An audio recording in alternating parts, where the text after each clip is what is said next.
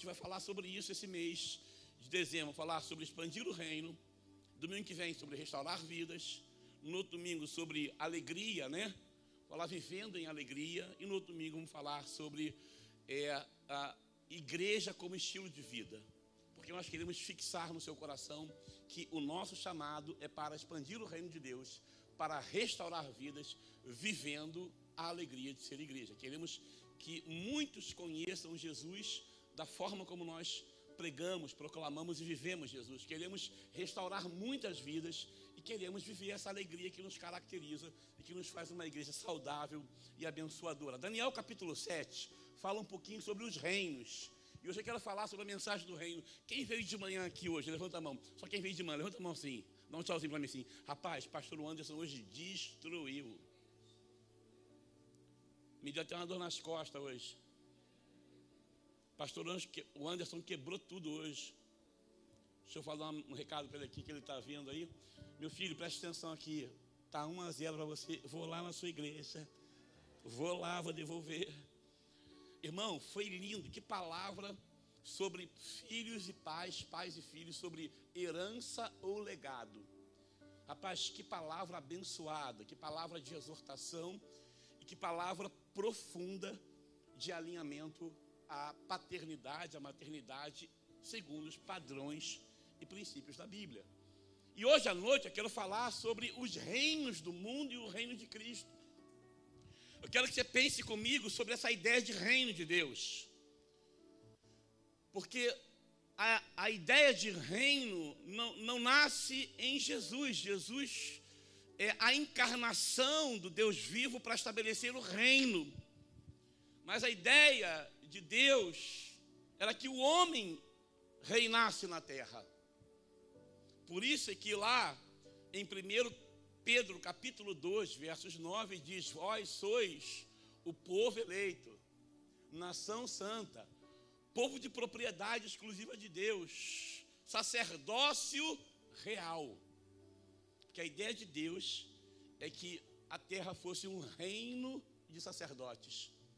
Então você precisa entender, porque quando você ouve Isaías profetizar, lá no capítulo 9, Isaías 9, se puder projetar antes de Daniel 7, Isaías 9 fala isso com muita propriedade. Olha o que diz Isaías, capítulo 9, versos 6 em diante. Diz assim a palavra: porque o menino nos nasceu, um filho se nos deu, olha o texto, e o principado está sobre os seus ombros. Seu nome será maravilhoso, conselheiro, Deus forte, Pai da eternidade, príncipe da paz. Ou seja, sobre Jesus foi liberada uma palavra que ele seria aquele quem estabeleceria o reino. O principado está sobre os seus ombros. Ele trouxe a mensagem do reino consigo. O primeiro sermão de Jesus foi: arrependam-se, porque é chegado o reino de Deus entre vós. Ele ensinou a oração do reino: Pai nosso que estás no céu, santificado seja o teu nome, venha a nós o teu reino.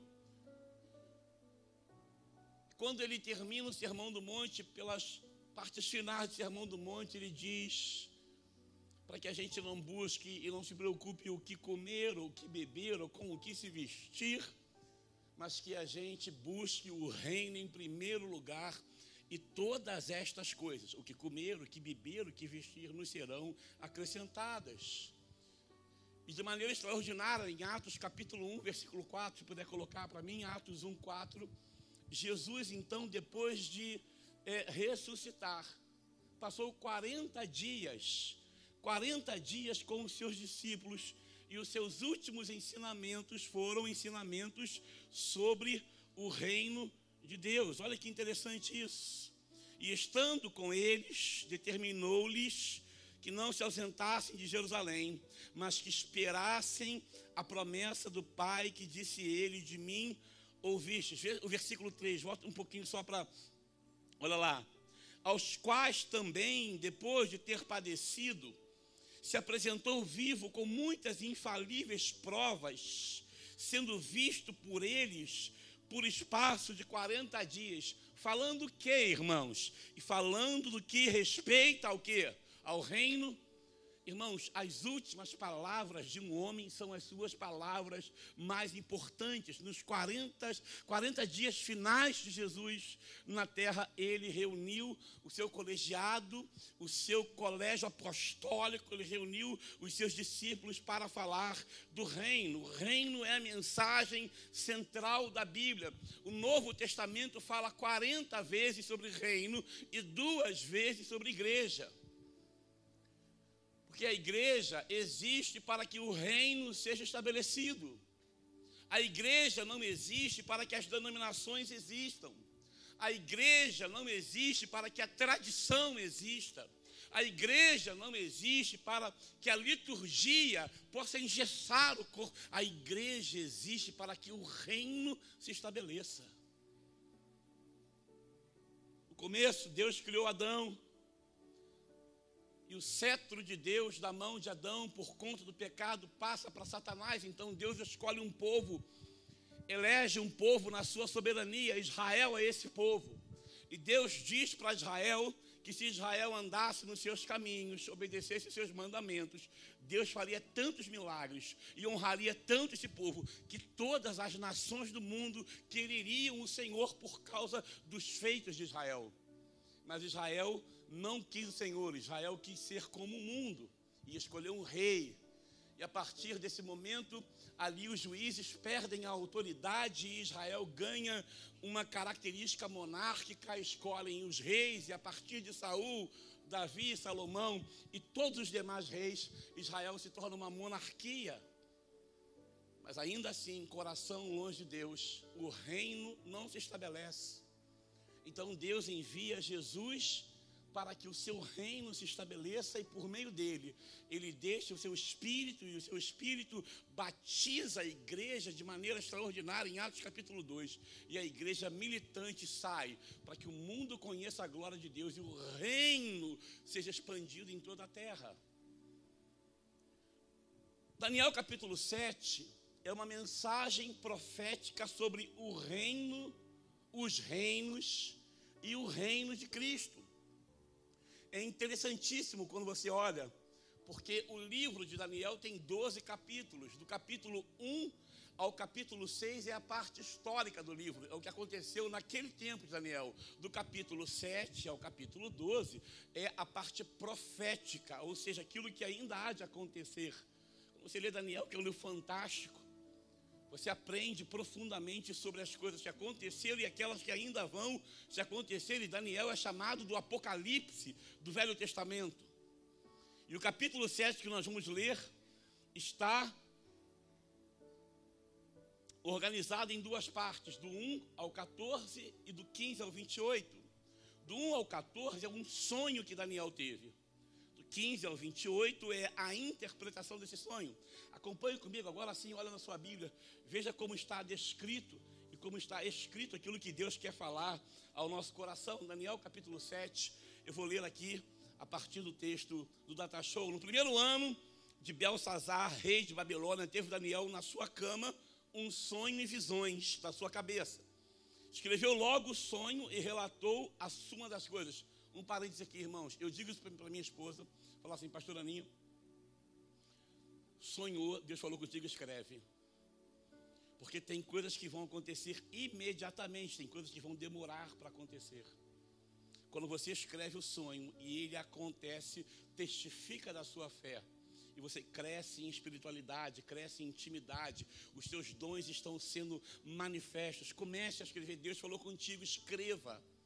Tem muita gente que fala ao invés de calar. Escreve, espera. Deus confirma, você fala. Daniel teve um sonho e escreveu. Falou Daniel e disse, eu estava olhando na minha visão da noite, e eis que os 4 ventos do céu combatiam no mar grande. E 4 animais grandes, diferentes uns dos outros, subiam do mar. O primeiro era como um leão e tinha asas de águia. Eu olhei até que lhe foram arrancadas as asas, e foi levantado da terra e posto em pé como um homem, e foi-lhe dado um coração de homem. Continuei olhando, e eis que o segundo animal, semelhante a um urso, o qual se levantou de um lado, tendo na boca 3 costelas entre os seus dentes, e foi-lhe dito assim: levanta-te e devora muita carne. Depois disso, continuei olhando, e eis aqui outro, semelhante a um leopardo, e tinha 4 asas de ave nas suas costas. Tinha também esse animal 4 cabeças, e foi-lhe dado domínio. Depois disso, eu continuava olhando nas visões da noite, e eis que o 4º animal, terrível e espantoso, e muito forte, o qual ele tinha dentes grandes de ferro. Ele devorava e fazia em pedaços, e pisava os pés, o que sobejava. Era diferente de todos os animais que apareceram antes dele, e tinha 10 pontas. Estando eu considerando as pontas, eis que entre elas subiu outra ponta pequena, diante da qual 3 das pontas primeiras foram arrancadas, e eis que nessa ponta haviam olhos como olhos de homem, e uma boca que falava grandiosamente.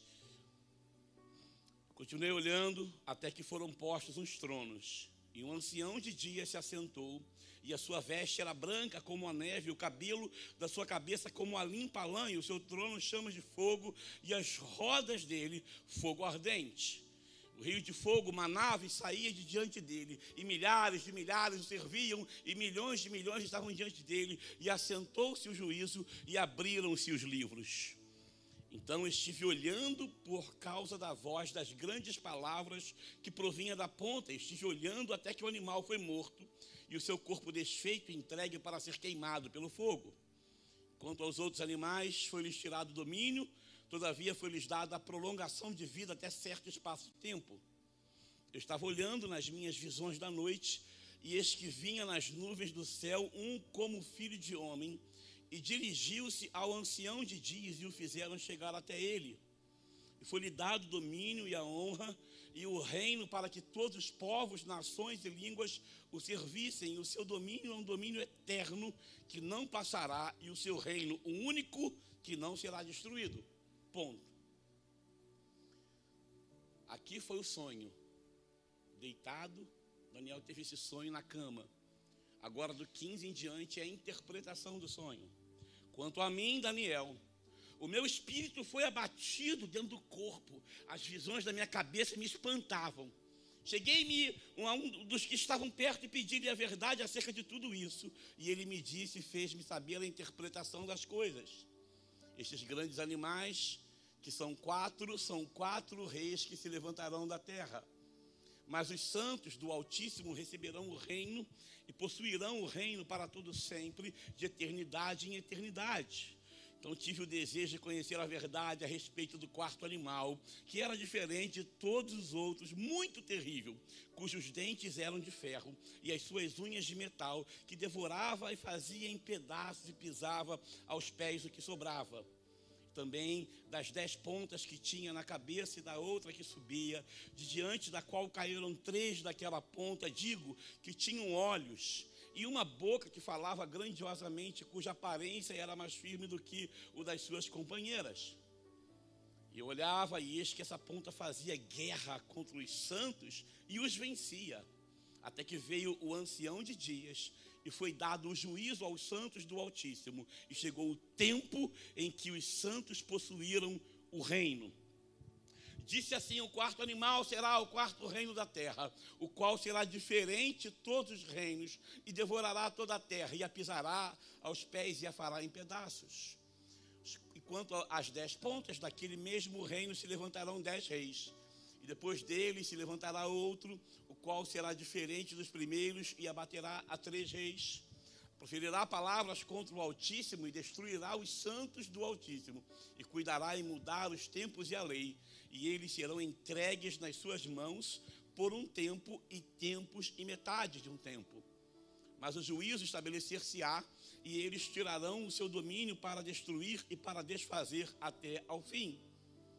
O reino e o domínio e a majestade dos reinos debaixo de todo o céu serão dados ao povo dos santos do Altíssimo.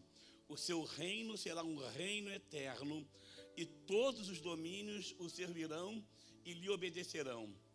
Aqui findou a visão.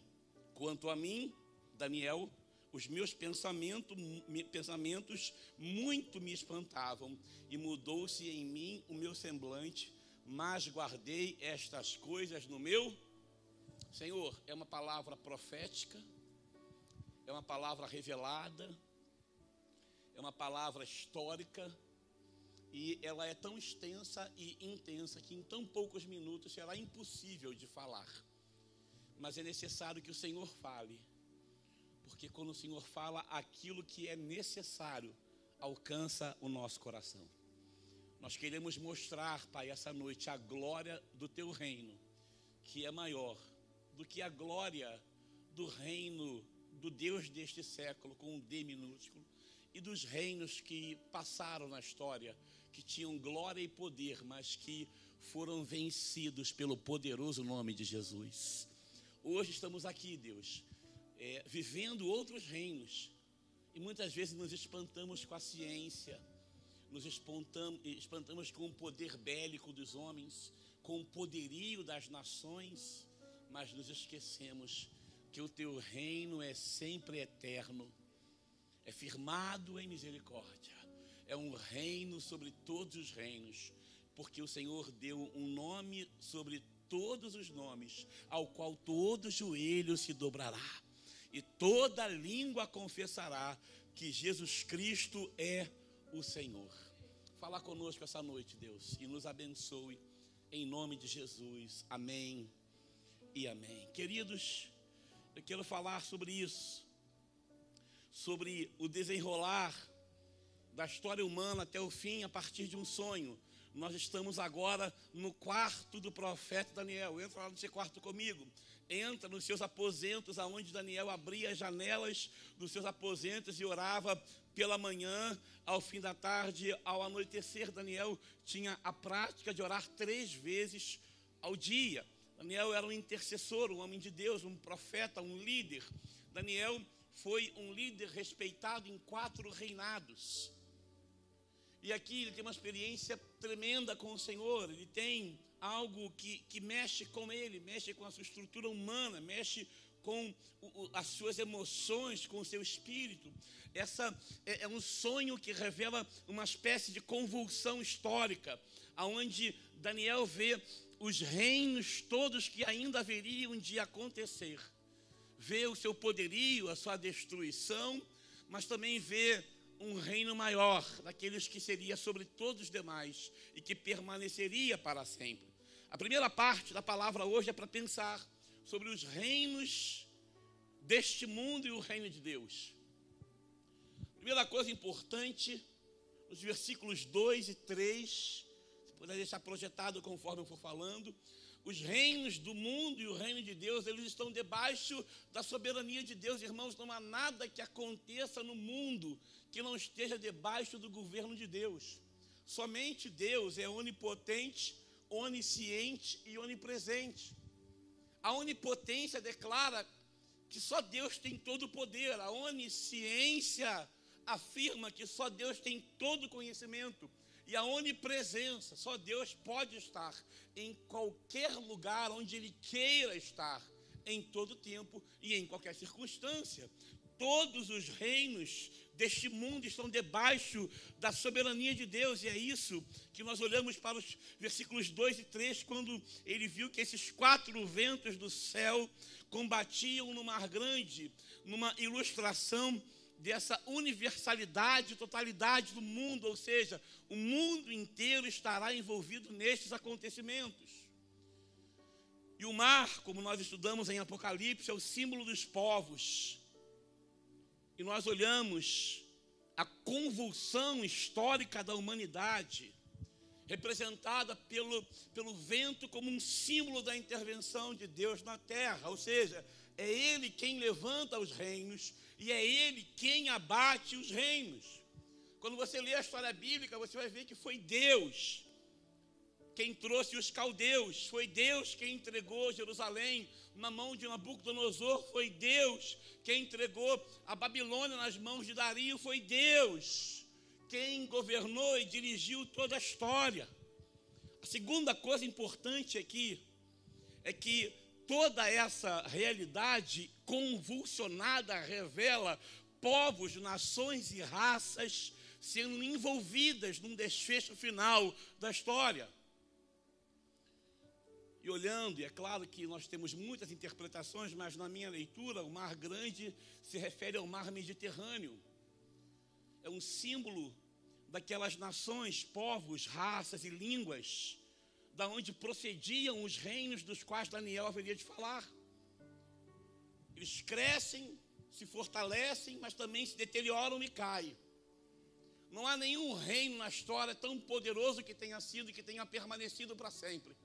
O único reino que permanecerá para sempre é o reino de Deus. Amém, irmãos? É o reino que manifesta a glória de Deus. A descrição dos 4 animais no capítulo 7 é o texto paralelo da grande imagem que foi descrita no capítulo 2, quando Nabucodonosor teve uma experiência terrível.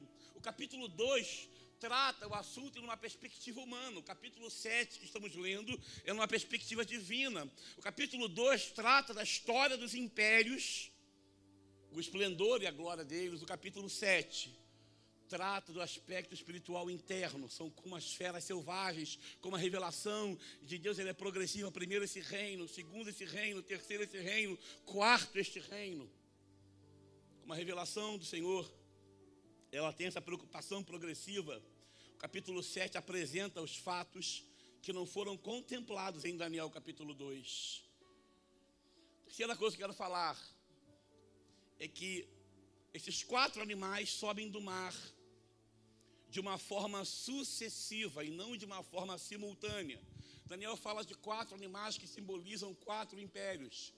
Daniel fala daquele que parece com um urso, daquele que é como um leão e que tem asas de águia, daquele que é como um leopardo. Ele vai falando de cada um desses reinos porque eles são sucessivos e não simultâneos.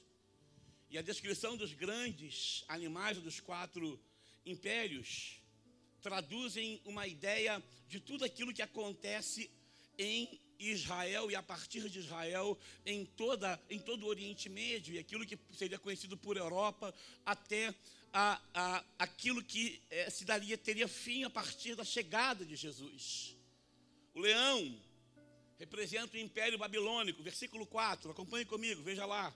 Primeiro era como um leão e tinha asas de águia. Eu olhei e até que lhe foram arrancadas as asas, foi levantado da terra e posto em pé como um homem, e foi-lhe dado um coração de homem, porque o leão é o rei dos animais e a águia a rainha das aves.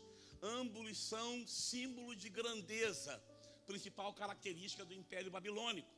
Esse primeiro animal representava a Babilônia em todo o seu poder e esplendor. As asas arrancadas são o símbolo daquilo que aconteceria com Nabucodonosor, quando ele foi expulso do trono e passou a viver com os animais, no capítulo 4 de Daniel. Quando o texto diz que foi dado a ele, em algumas versões, coração, e outras versões, mente de homem, coração de homem ou mente de homem, se refere àquela experiência que alguns chamam da experiência de conversão de Nabucodonosor. Segundo animal é o urso, que representa o Império Medo-Persa. E aqui Daniel revela de uma forma muito incisiva que esse urso tinha 3 costelas na boca.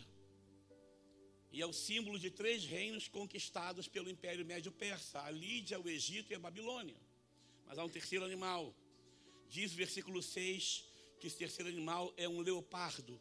Diz assim: depois disso eu continuei olhando e eis aqui outro semelhante a um leopardo. E tinha 4 asas de ave nas suas costas, tinha também esse animal 4 cabeças. E foi-lhe dado um domínio, ou seja, um leopardo alado, símbolo de agilidade, velocidade. É o símbolo da Grécia, do Império Greco ou Grego-Macedônio. E Alexandre, em 334, empreendeu uma surpreendente conquista e em um período de 10 anos a Grécia se torna um esplendor, um vasto e respeitado império. Alexandre foi educado por Aristóteles e ele difundiu o grego. Olha que coisa impressionante, irmãos, em 10 anos. Alexandre o Grande, ele conseguiu difundir o grego para todas as nações da Europa, visto que a partir dele o Novo Testamento é escrito em grego koiné, e o Velho Testamento é escrito, reescrito do hebraico e do aramaico para o grego, através da Septuaginta. Ou seja, Alexandre o Grande foi um grande imperador, um homem que difundiu ali a partir da cidade de Alexandria. Ele foi fundando várias pequenas Alexandrias, e ele ficou conhecido pela biblioteca, talvez a maior biblioteca do mundo. E na cidade de Faro, ele edificou um farol que foi conhecido como uma das 7 maravilhas do mundo. Era esse império. E em 323, de uma maneira súbita, Alexandre morre. E o reino da Grécia foi dividido em 4 cabeças, segundo a visão. Ou seja, 4 generais assumiram o reino grego. Primeiro, Grécia e Macedônia, assumida por Cassandro. Segundo, Egito e Palestina, cujo rei era Ptolomeu. Terceiro, Trácia e a grande parte da Ásia Menor, que foi Lisímaco. E depois, Seleuco, a partir da Síria e do Oriente Médio. 4 nações saíram daquele império glorioso da Grécia. A águia, o urso, agora o leopardo alado. Mas havia um último reino que era poderosíssimo. E o 4º animal, ele é chamado de espantoso, terrível e sobremodo forte. Versículo 7, acompanhe comigo. Depois disso eu continuava olhando nas visões da noite, e eis aqui o 4º animal, terrível, espantoso e muito forte, e o qual tinha dentes grandes de ferro, e devorava, e fazia em pedaços, e pisava os pés do que sobejava, e era diferente de todos os animais que apareceram antes dele, e tinha 10 pontas.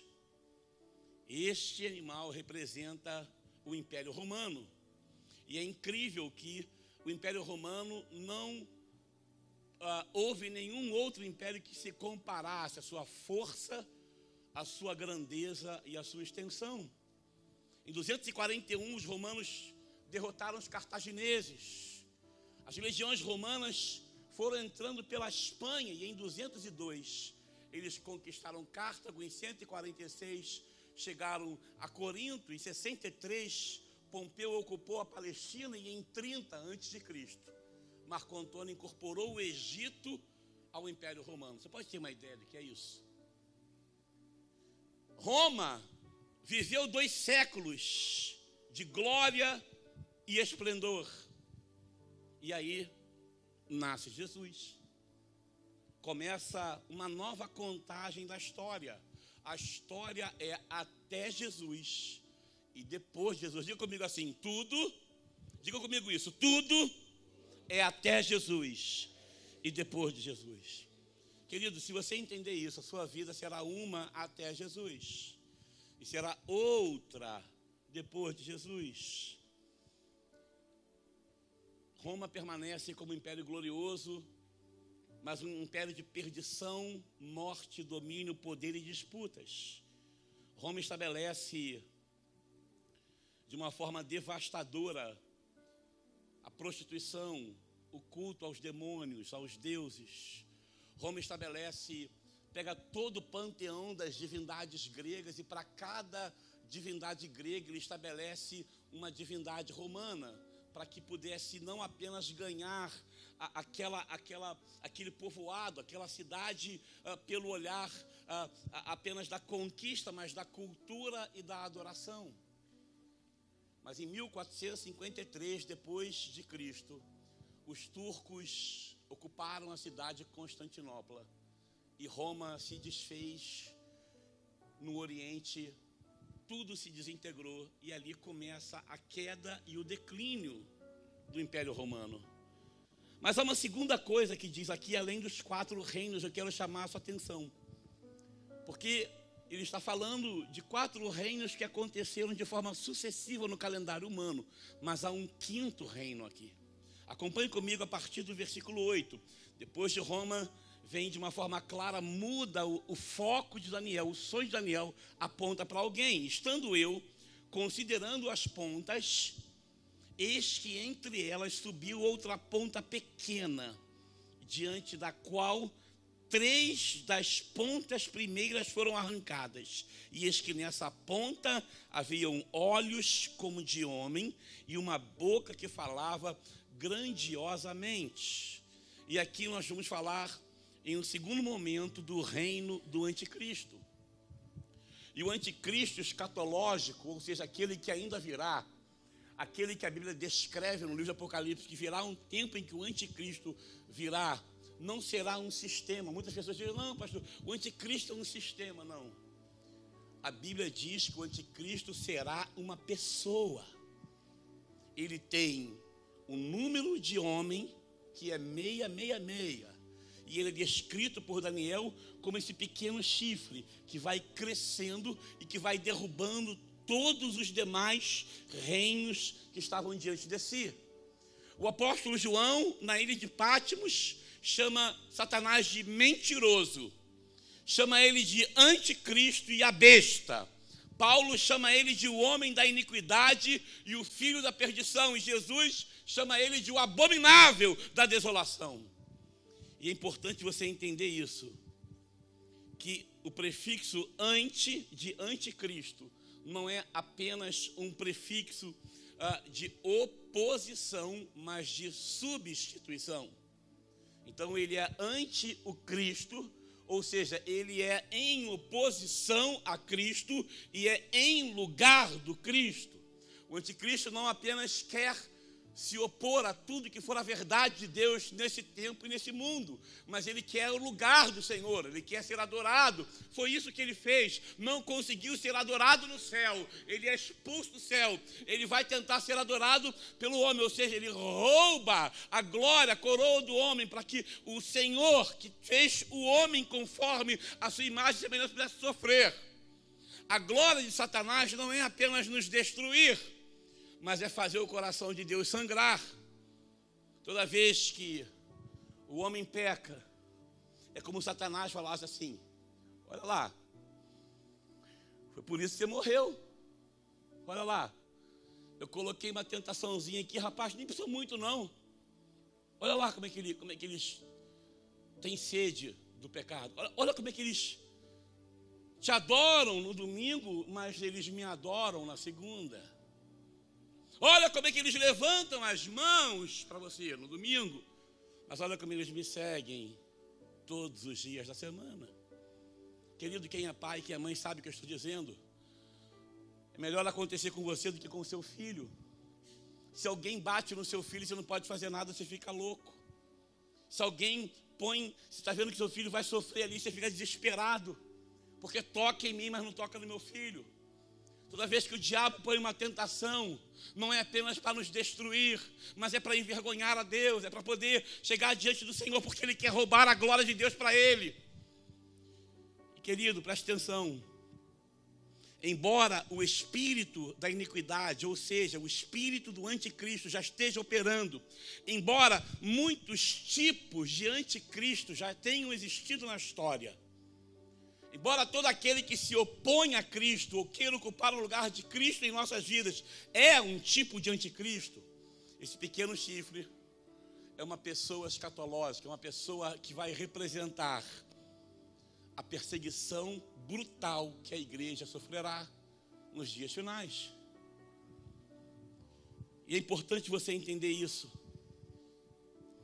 porque o anticristo é uma simulação da encarnação.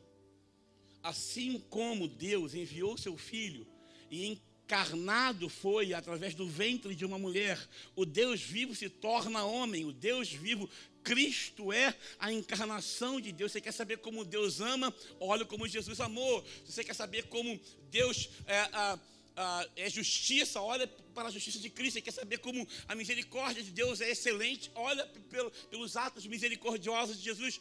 Tudo que você quer saber de Deus, você pode conhecer por meio de Cristo. Assim como Ele foi encarnado, o anticristo é uma simulação, um simulacro da encarnação. A sua origem é satânica. Ele recebe o poder e a autoridade do trono de Satanás. O anticristo tem sua origem mundana. O pequeno chifre surge do quarto animal entre os outros 10 chifres. E muita gente acha que ele será um demônio, Será um extraterrestre? Não, mas ele será um homem. E preste atenção, querido.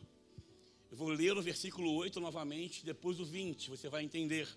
Estando eu considerando as pontas, eis que entre elas subiu outra ponta pequena, diante da qual 3 das primeiras pontas foram arrancadas. E eis que nessa ponta havia olhos como que de homem e uma boca que falava grandiosamente. Agora acompanhe comigo o versículo 20. Veja o que está escrito. Também das 10 pontas que tinha na cabeça e da outra que subia, de diante da qual caíram 3, daquela ponta, digo, que tinha olhos e uma boca que falava grandiosamente, e cujo aparência era mais firme do que a das suas companheiras. Ou seja, ele foi crescendo, foi destruindo quem estava à sua frente, até que se estabelecesse como a referência do mal, daquele que governaria contra a igreja do Senhor, o último dominador deste mundo. A partir dele, cessam os poderes que governaram para o mal até o anticristo. E a ação do anticristo pode ser descrita primeiro pelo ódio a Deus. A sua boca fala insolência contra Deus. Ele proferirá palavras contra o Senhor. E ele cuidará de mudar os tempos e as leis. Irmãos, as leis estão mudando e a gente não está percebendo. A mídia, a moda lança a ideia. A mídia projeta a ideia e as leis transformam a ideia em algo concreto, consistente e, sobretudo, legal. Se tornou lei, você não pode se opor. É lei, é um direito. É assim que tem acontecido. Ao longo dos anos, nós estamos sendo cozinhados diante do mal.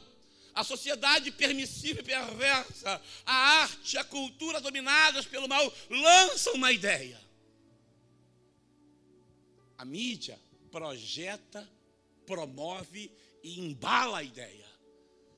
E a política dá autoridade, transformando em lei aquilo que tem origem no anticristo. A segunda coisa, os santos serão perseguidos. Veja o versículo 21. E olhava, e eis que a sua ponta fazia guerra contra os santos e os vencia. O anticristo faz guerra contra os santos e prevalece contra eles. Ele vai magoar os santos, vai ferir os santos. E muitas vezes os santos ser-lhe-ão entregues em suas mãos. Terceiro, anarquia, ou a desordem anárquica. O anticristo quer mudar os tempos e as leis. Ele é chamado do homem da iniquidade, ou seja, o homem sem lei. Ele não respeitará as leis de Deus. Mas louvado seja Deus, porque a vitória já é nossa pelo sangue de Jesus. A derrota do anticristo, olha o versículo 25. Acompanhem comigo. Ele proferirá palavras contra o Altíssimo e destruirá os santos do Altíssimo e cuidará em mudar os tempos e a lei.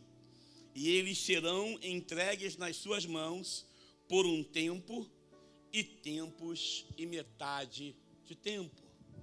O tempo do anticristo já está contado. Amém, irmãos? Toda vez que Satanás te apontar o seu passado, lançar no teu rosto o que você fez no passado, diga a ele: o meu passado foi perdoado, lavado pelo sangue do Cordeiro, mas eu te mostro o futuro, porque a vitória da igreja, a vitória dos santos de Deus.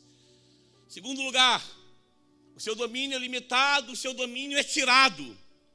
Verso 26, diz assim: mas o juízo estabelecer-se-á, e eles tirarão o seu domínio para o destruir e para o desfazer até o fim. O seu domínio é limitado, o seu domínio será tirado, o seu domínio será destruído, o anticristo será destruído pelo fogo.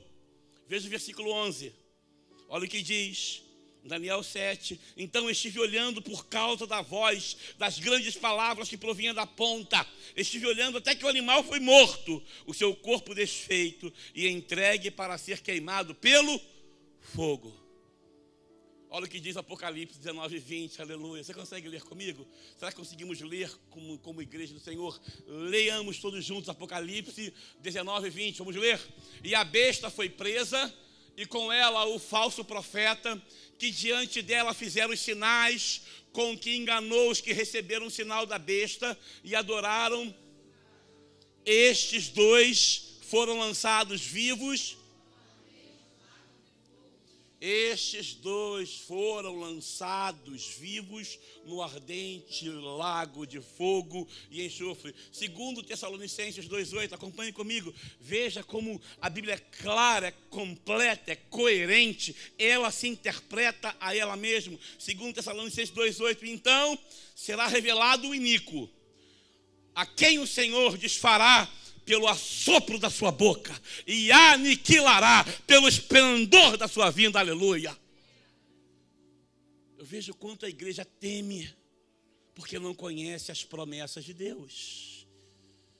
Segundo a verdade sobre o anticristo, o trono santo, justo e vitorioso de Deus é descrito. O mesmo Deus que é o deleite dos remidos, é o terror dos ímpios. Irmãos, o pastor Anderson disse de hoje de manhã, não preguemos só o amor, mas a justiça de Deus. O mesmo Deus que é o deleite da igreja. Quem se deleita no Senhor, aleluia. Quem adora o Senhor, diga glória a Deus. Ah, querido, mesmo Deus que é o nosso deleite, é o nosso prazer, é a nossa alegria, é o motivo da nossa canção, é o terror dos ímpios. Toda iniquidade e impiedade encontrará o dia da justiça final. Terceiro, o tribunal do céu removerá o anticristo e todo o seu poder. O mal pode afigurar-se onipotente, mas é uma ilusão. O poder absoluto pertence só a Deus. E a culminação da história não será o triunfo do mal, mas o triunfo de Cristo e da sua igreja. Aleluia. Eu quero terminar minha palavra aqui. Eu falei dos reinos, Babilônia, o Império Medo-Persa. Falei de Alexandre o Grande, a glória da Grécia. Falei de Roma, das suas maldades e orgias. Mas também falei do reino do anticristo. Mas eu vim aqui falar do reino do nosso amado Jesus. O reino de Cristo está presente, ainda que não em total plenitude. Olha o versículo 13 e 14 de Daniel capítulo 7. E eu estava olhando nas minhas visões da noite, e eis que vinha nas nuvens do céu, como o filho do homem, e dirigiu-se ao ancião de dias. Aqui um parêntese, a palavra, a expressão ancião de dias, ou antigo de dias, é uma expressão usada para a pessoa de Deus, que aparece 3 vezes na Bíblia. O ancião de dias, e o fizeram chegar até ele. E foi-lhe dado o domínio e a honra e o reino para que todos os povos, nações e línguas o servissem. O seu domínio é um domínio eterno que não passará. O seu reino, o único que não será destruído. O reino de Cristo está presente. É o já e o ainda não. É uma tensão. Há um teólogo chamado Anthony Roeckman. Ele diz que há uma tensão em nós, da gente já viver essa expressão do reino, da gente saber que por meio do Espírito o reino está em nós, e aonde a igreja chega, o reino se estabelece. Por essas ruas que nós andaremos, nós não apenas daremos pão, mas nós levaremos a palavra, levaremos a paz, levaremos o poder, levaremos a vitória de Cristo a cada casa. Cada cristão tem que se engajar no culto social, cada cristão tem que se engajar no Natal social, não só para pegar nomes, para mudar vidas, mudar histórias, expandir o reino, porque as portas do inferno não prevalecerão contra a igreja de Jesus. É uma tensão dentro de nós. A gente adora, somos como Paulo. Senhor, eu não sei se eu quero ficar ou se eu quero ir. Cada culto é uma expressão gloriosa. Há uma alegria da presença. Deus está no trono, o seu trono exerce juízo desde agora, pois o seu trono é como um rio de fogo. aquele que está no trono é adorado e servido pelos anjos e pelos santos. A plenitude do reino vai ser inaugurada, se dará a partir da segunda vinda de Jesus. O reino de Cristo será universal.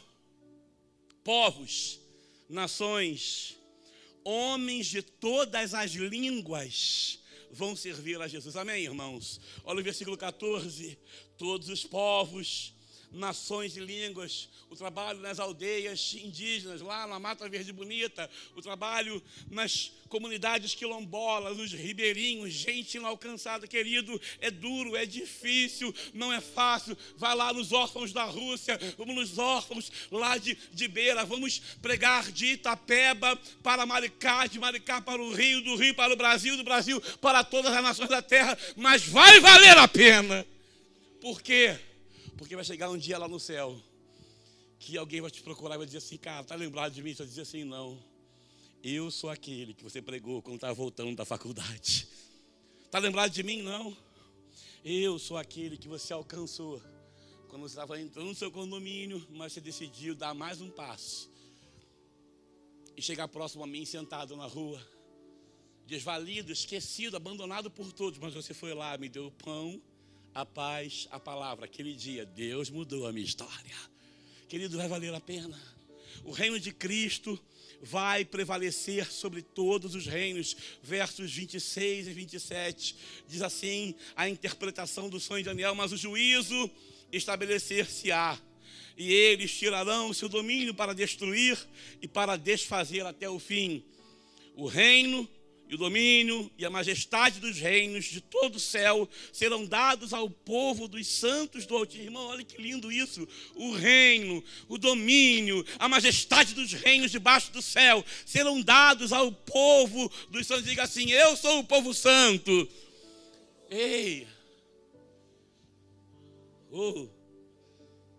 Diga assim: eu sou o povo santo. Eu sou o povo santo.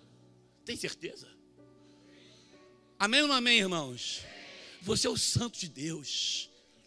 Tira essa peste. Ah, pastor, eu sou pecador. Não, querido. Se você aceitou a Cristo, você é um santo. Você está lutando contra o pecado. Você está batalhando contra o pecado. O aguilhão do pecado está em nós. Mas agora você não é mais conhecido pelo teu pecado. Você é conhecido pelo Cristo que passou a fazer morada na tua vida. Você e eu somos um santo de Deus. Quero perguntar de novo, aleluia. O reino de Cristo vai prevalecer sobre todos os demais reinos, e a majestade dos reinos debaixo de todo o céu serão dadas ao povo dos santos do Altíssimo. Amém, queridos? Nós somos esse povo. O seu reino será um reino eterno, e todos os seus domínios lhe servirão e lhe obedecerão. Que glória tremenda! O reino de Cristo é conquistador, é vitorioso, é irresistível. O reino de Cristo é a pedra lavrada, não por mãos, que toca na estátua. Símbolo dos reinos do mundo. Ele as transforma em pó. O reino de Cristo vai encher toda a terra. Eu quero terminar dizendo que o reino de Cristo será partilhado com os seus santos, com a sua igreja. Eu louvo ao Senhor pelo privilégio de um dia ter aceitado a Jesus. Eu quero que você agradeça a Deus por um dia ter aceitado a Jesus. Eu quero que você possa adorar ao Senhor, que você possa dizer: Deus, obrigado, obrigado, obrigado, Espírito Santo, por um dia o Evangelho ter entrado na minha vida e mudado a minha história. A igreja não apenas estará no céu, mas estará em tronos. A igreja não servirá apenas ao rei, mas também será corregente com o rei. Não apenas seremos glorificados, mas em Cristo seremos também exaltados. A igreja vai receber o reino eternamente. Quando Cristo voltar, a igreja estará para sempre com ele em uma festa que nunca terá fim. Amém, queridos? Você pode ler Apocalipse 21 comigo para a gente encerrar?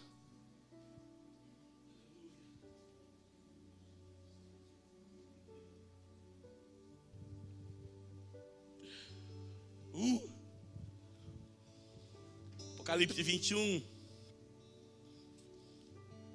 Você pode dizer aleluia? Ergue a tua mão e diga assim: aleluia. Diga assim: eu tenho honra.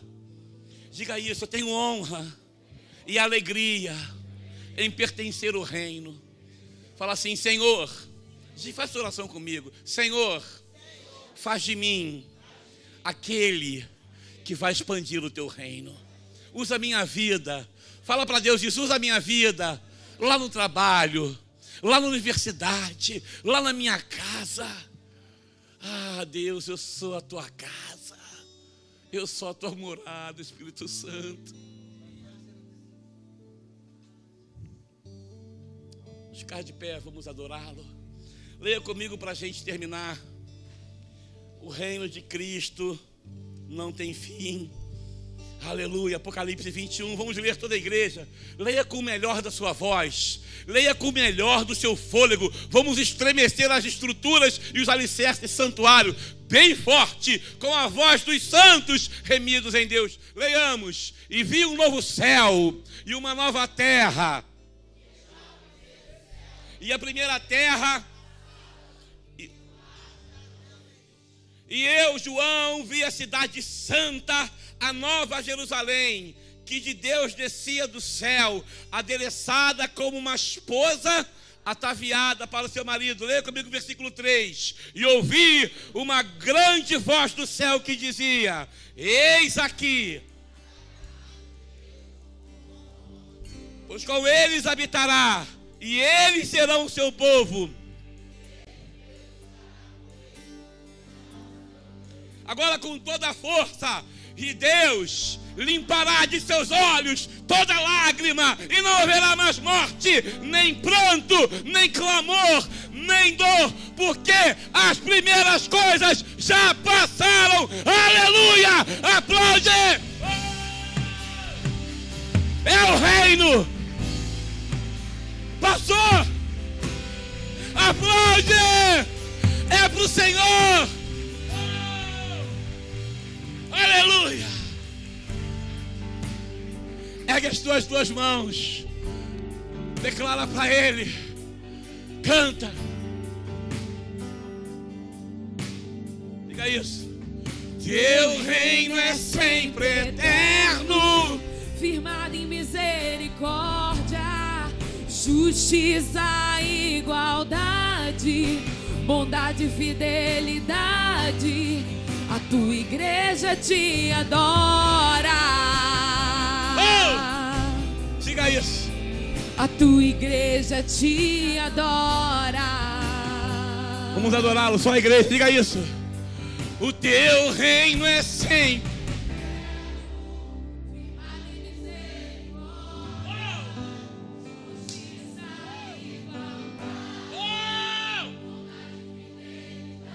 Diga isso. A tua igreja te adora. A tua igreja te adora.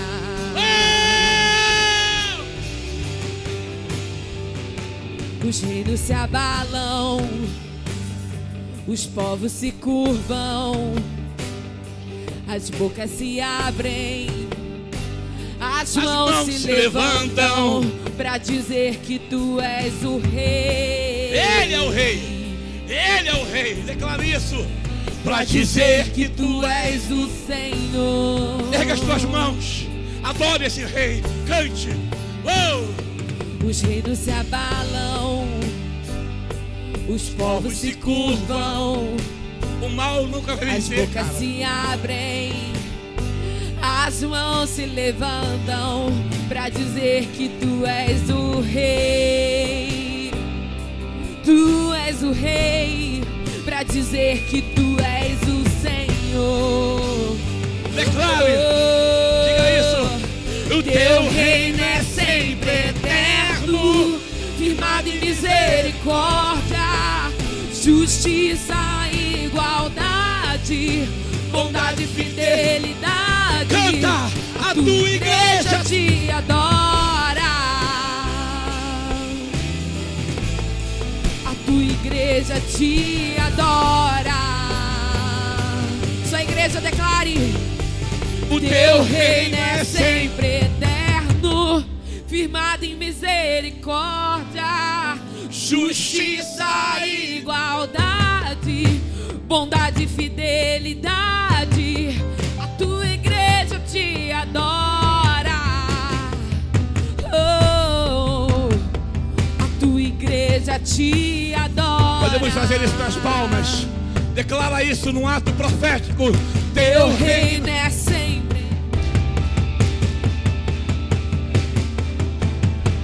Justiça.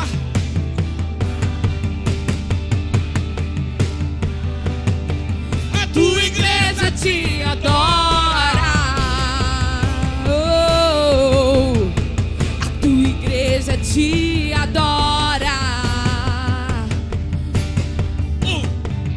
Teu reino é sempre eterno, firmado em misericórdia, justiça e igualdade, bondade e fidelidade. A tua igreja te adora. A tua igreja te adora. Só a igreja diga isso. Teu reino é sempre. Diáconos podem ver.